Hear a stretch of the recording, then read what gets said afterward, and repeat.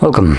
In front of me is a POCO M5, and today I'll show you how you can insert SIM and SD card into this phone. Now for this you will need a SIM eject tool, like I have one right over here. And this thing comes provided with the device in the box, though it looks a little bit more like... where is it? Oh, more like this. So, should be able to find something like this. If you can't, you can also use a paper clip, straighten out one of the ends, and it should work just as well. Now that being said, let's start off by taking off the cover of the phone.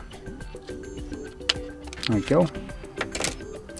And the tray is located on the top left side of the device.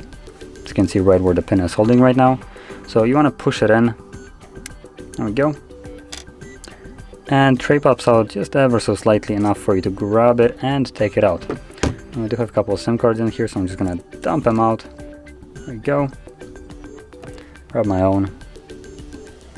So you can place your SIM card in either spot or occupy both of them if you want to. And SD card goes right here. And they're carefully inserted back into your phone.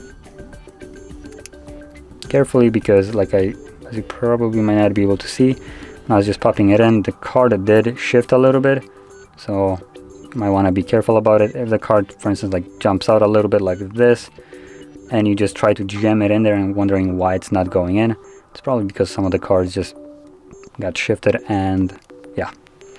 Now, if it's not going in easily, don't force it, just pull it back out. That sounds wrong. Fix it up and then put it back in. Sheesh. Anyway, once the cards are in, you can see it's prompting me to confirm my SIM pin. So I'll do that right now. This will unlock my SIM card.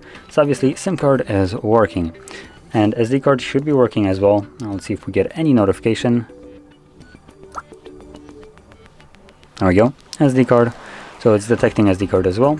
So there we go, that's how you insert both of the cards. And if you found this very helpful, don't forget to hit like, subscribe, and thanks for watching.